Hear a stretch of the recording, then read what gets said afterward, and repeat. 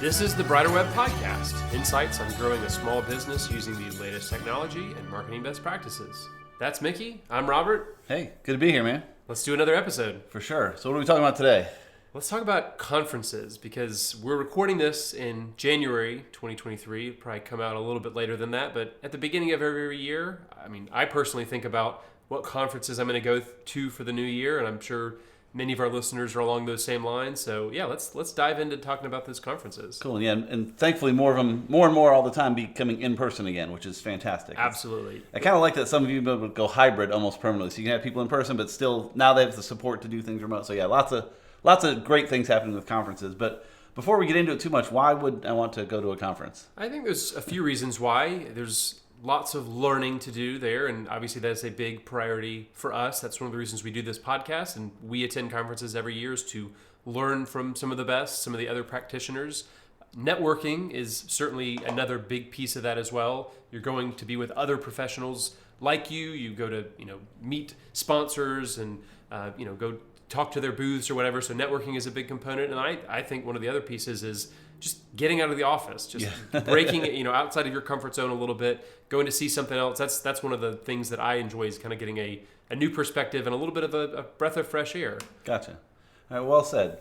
So if I look just in the Atlanta area for conferences this year, there's probably thousands of them. If I look within a reasonable distance to travel, there's many more. So how do you choose which conferences you want to go to?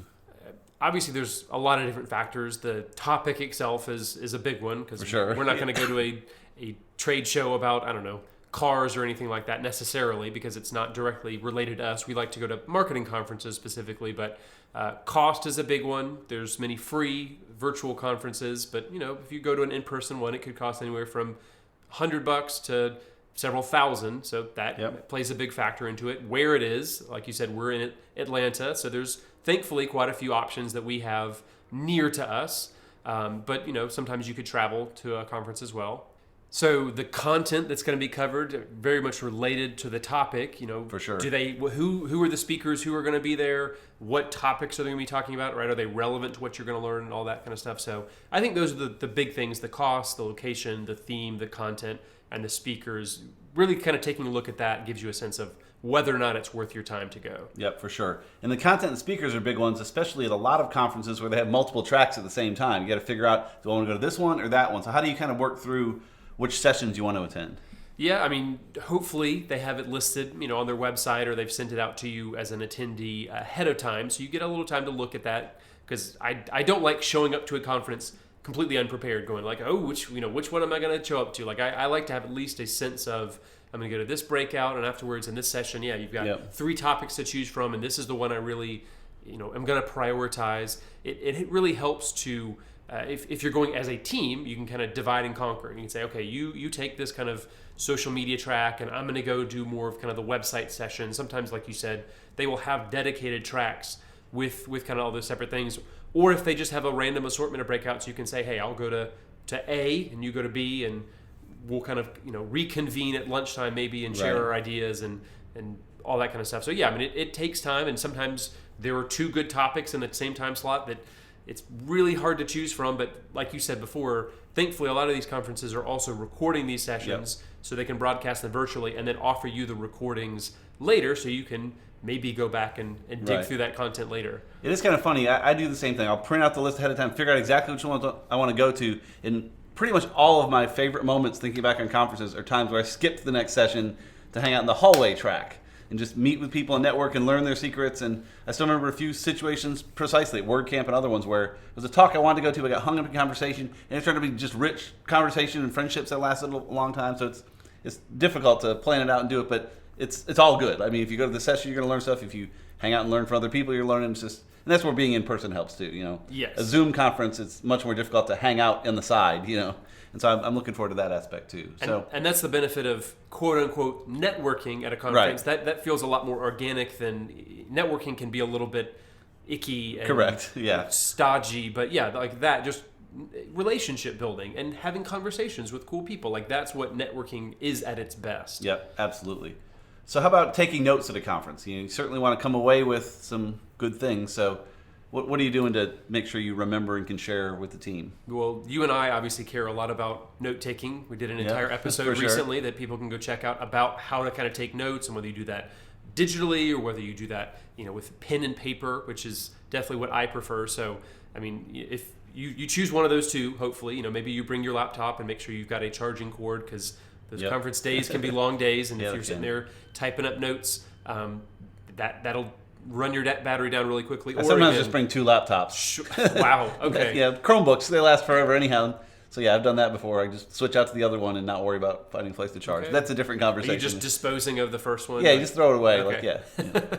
Yeah, or you could bring, like I do, just a pad and paper. I have actually a separate notepad that I take notes at conferences. So I don't know, kind of helps keep me organized. I think it's good to write down the big quotes, the tweetable moments. Yep. That's good to share later, but also just the really practical things. That's one of the biggest things that I think is helpful to me, is that I'll usually put a star next to the things that I think that I can go back to the office and implement immediately. Yep. The things, usually it's 1 to 3 for each speaker, so you end up getting about 10 to 15 ideas to really share.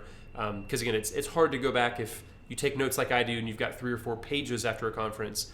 If you've got those few bullet points that you really can hone in on and go, okay, I knew this in the moment that this was going to be really practical, that I wanted to dive into this more after the conference was over. That can help kind of jumpstart you. Yeah, but that's something you're very good about, and I try to be good about, but it's processing those notes afterwards. So many people will take all these great notes and have them in a folder somewhere that they might look at someday. But if you can block out a little time after the conference, a half hour, an hour, just to kind of process your notes, put them in a digital system or email thoughts to other people, just kind of work through them again and make sure they're in the right place.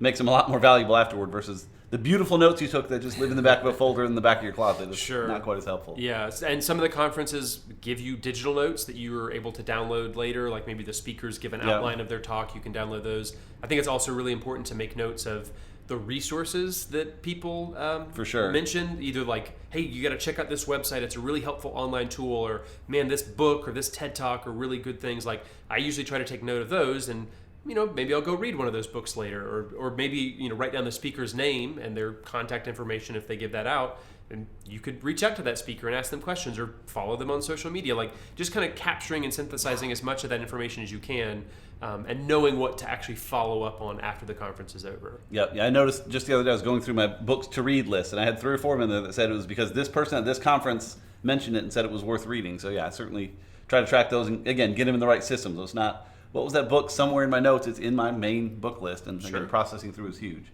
So beyond just going, there's a couple other angles we can look at, being a sponsor or a volunteer, those sorts of things. So why would you maybe want to consider being a sponsor for a conference? Yeah, it's a whole different angle, because I have definitely attended a lot of conferences, but I've also been a kind of sponsor at one as well, and been the person sitting behind the booth, which as an introvert is torture for me. But again, it was good for the business, and it's an opportunity to get out in front of your target audience, assuming you are choosing the right conference to go and sponsor. Like, the room is full of all the people you want to talk to. So how do you capitalize on that? How do you get a booth and get the right people, manning the booth, so that you're able to have all those really good conversations? So, I think that's one of the biggest things is, like you said, it's in person rather than trying to set up your website in a way that's going to attract people, or getting SEO just the right way. Those are important, but if you're just physically in front of the people who potentially buy your service or product, there's a lot greater likelihood that you're going to get a bunch of leads and lead to a lot of new potential customers. Yep. And it's interesting because that group, I said you could sponsor or volunteer, but they're really 2 very different things. So sponsoring,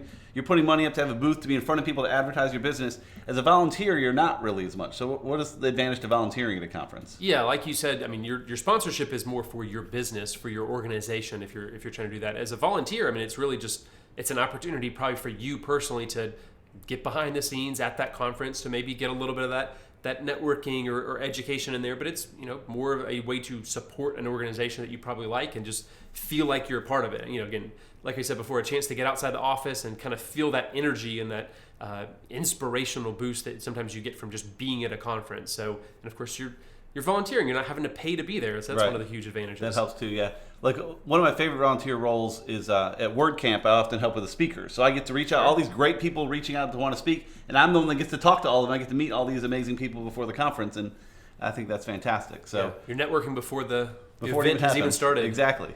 Exactly. So what are some conferences sort of on your radar for the coming months? Yeah, so obviously, again, we're very focused on digital marketing conferences. That's what we usually tend to go to. So the ones that, again, I like and I have been to before, Digital Summit has a lot of different locations around the U.S. that they go to, including Atlanta. So I'll try to go to the stop when it comes here. Yep. DigiMarcon is another one of those. It's kind of a series of conferences. I have not actually been before, but I'm thinking of going. It's got a good reputation. And Yep, it does. got a lot of, again, the content that's very specific to what we do.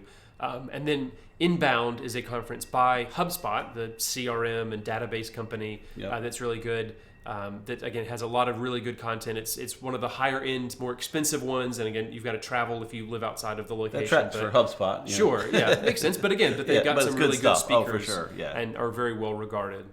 Absolutely. Cool. Yeah, and then the one other I would add, of course, is WordCamp. Yeah, being a WordPress-focused agency, WordCamp has been fantastic. I've been to probably 20 of them over the years, but they're in hundreds of countries, and there's hundreds here in the U.S. all around. WordCamp Atlanta, of course, is the big one we like to go to, but I've traveled to other ones too. But if you're in WordPress or digital marketing, just go to wordcamp.org, and they list all the upcoming ones around the world, and you may find one to go to, and they're super cheap.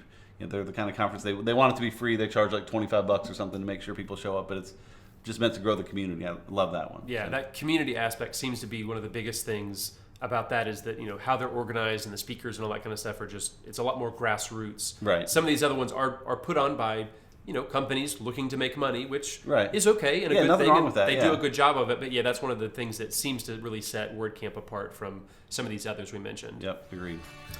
So if you have been, thank you for listening to this episode of the Brighter Web Podcast, brought to you by GreenMellen, a digital marketing agency. To help your business keep up with the latest digital marketing trends, check us out at greenmellen.com, and you can also find show notes for this episode and more at abrighterweb.com.